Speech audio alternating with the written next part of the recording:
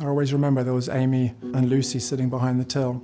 And I came in fully anticipating that I was going to close the shop. I was going to tell them that basically we weren't going to continue. We had to shut Summerill and Bishop down.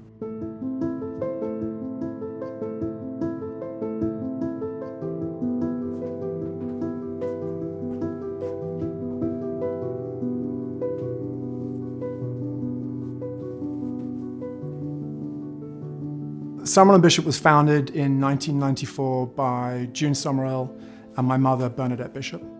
Two incredible women who were pioneers of their time.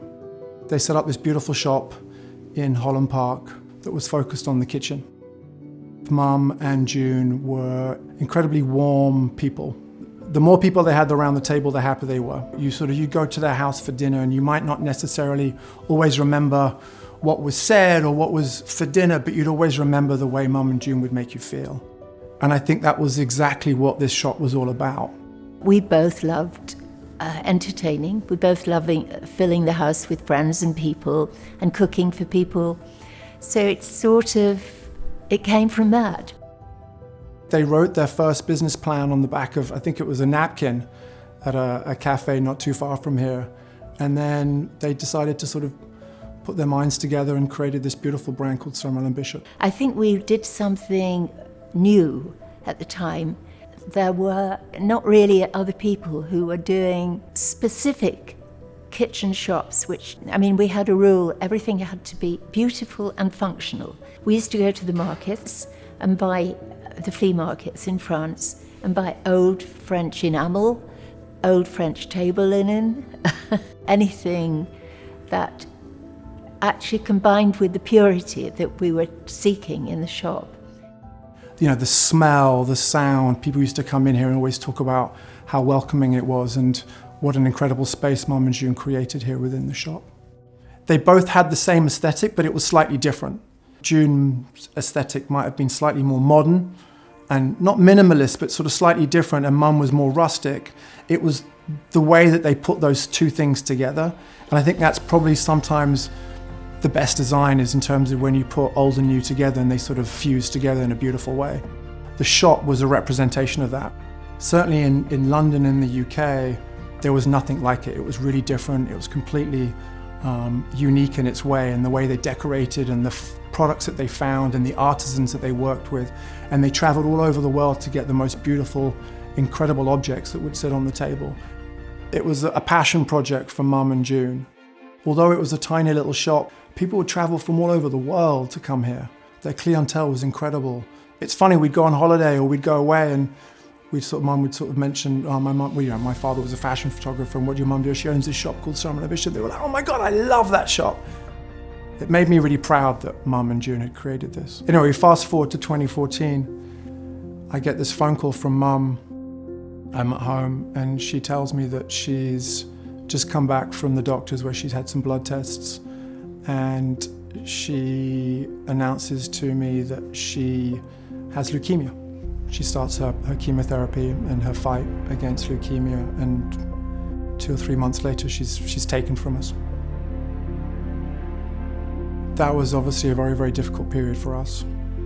Rather than asking people to send flowers to the house where my father lived, we asked people to send flowers to the shop, and it was beautiful how the whole of the outside of the shop was completely covered in flowers. The whole of Clarendon Cross was sort of a blanket of flowers, and that, I guess, really, really touched me. Over that period of time, after Mum passed away, I went into a bit of a dark hole, and I couldn't sort of really bring myself to come into the shop. So I wasn't really sure what to do with it. I was more of a .com guy. I built sort of a series of digital businesses. I had no experience in sort of retail in the traditional form. Anyway, so we sort of came to the conclusion it was probably best that we closed the shop down, and I think June had sort of, at that period of time, had also decided that maybe it was time for her to step away from the shop as well. It was the first time I'd come back into the shop over such a long period of time, because obviously after losing Mum, I guess I just didn't have, I wasn't brave enough to come into the shop. Anyway, I walked through the door, had psyched myself up to tell Lucy and Amy that we were going to close the business. And as soon as I walked in, As I came through the door, I saw Mum's scarf sort of hanging on the side of the door by the till, Mum's half-used sort of bottle of Chanel No. 5 that was sitting behind, and every object inside the store had her handwriting on it. And suddenly I realized that actually the shop was the closest thing I could still have to having Mum in my life. You know, I could feel her, I could smell her. It was really weird. It was a sort of a strange, I guess, moment. And I turned around to Amy and Lucy and I said, you know, I came in here today to close the shop, but actually, as I sit here, I realized that I have to somehow try and create a legacy for Mum and June. And so I decided to sort of, I guess, follow my heart as opposed to my head for the first time in my life from a business perspective and a decision, and decided to basically see if I could try and create a legacy for Mum and June around the Summerill and Bishop brand. I'd come home, and if we'd sold 1 or 2 glasses, that was a good day. I'd come home to my wife and say, we made £14 today. At certain points, I think certainly that period of time, I thought I'd sort of maybe bitten off more than I could chew, and I wasn't quite sure how I was going to go about transforming this whole business. Anyway, a couple of months go by, and my brother, Ollie, comes in, and he's found Mum's French vegetarian cookbook in my grandmother's house in the attic in Walthamstow. Anyway, Mum wrote this cookbook back in 1979, and Ollie brings in the book and says, maybe you could use the book for something, maybe some content and stuff. Anyway, I opened up the book, and in it was a little note from my mother to my grandmother, to a marvelous grandmother with lots of love, Bernadette. And what stood out to me, which I guess wouldn't stand out to anyone, but what was really special to me was this flower that Mum had drawn on the note in terms of the book. And that was Mum's little flower that she always used to draw on her notes whenever I'd have a card from her at Christmas or for my birthday.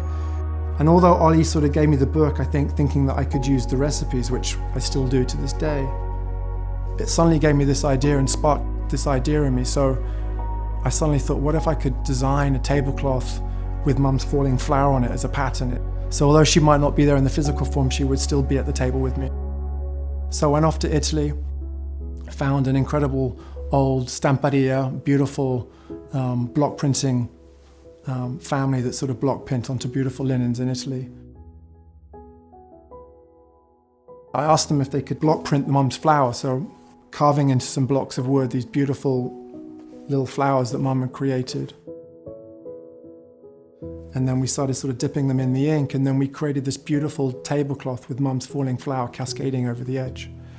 And suddenly it became clear, I think at that particular moment, 2 things happened. One was that Mum would still have a presence at the table, which I think was, I guess, the first part of the excitement in terms of what I'd stumbled across. But then the second thing also is that I suddenly thought, I wonder if that item or that thing that Summerill and Bishop could be famous for was tablecloths. I phoned up a very good friend of mine, Louisa, who I knew since I was the age of 14, and I said to her, hey Lou, how do you feel about tablecloths? And her reaction was sort of like, what do you mean? I said, well, what if we made it cool? What if we try to completely reinvent this product? What if we made tablecloths cool? What if we made setting the table cool, which was never really something that was associated with sort of cool? So I said, what if we made it as an extension of, your wardrobe? What if it became fashionable? And what at the same time, if we make these beautiful table settings and these incredible tables, what if we got people around the table? And what if we made people spend more time at the table? And what if people were more present when they were at the table and more focused and were there for longer? What if we got people to put their digital devices down? What if they put down their phones and actually were, present at that mealtime for the first time because the table was beautiful? And it all started with a beautiful tablecloth. Our first collection was Mum's falling flower tablecloths, which sold out instantaneously.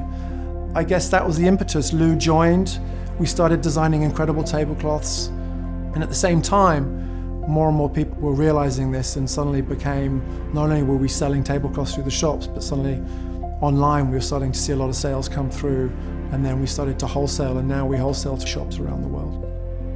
They started a business which was ultimately all about bringing people together, and we continue to do that today.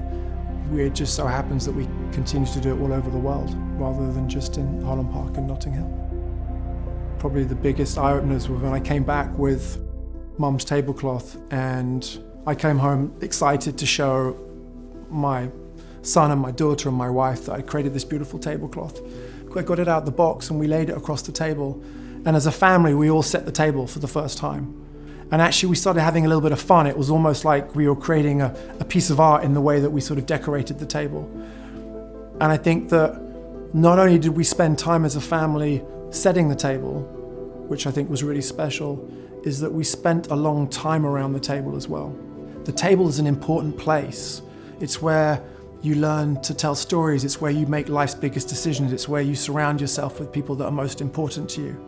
And so, yeah, we designed a tablecloth, but that tablecloth is, I guess, the caveat and the canvas that brings those people together.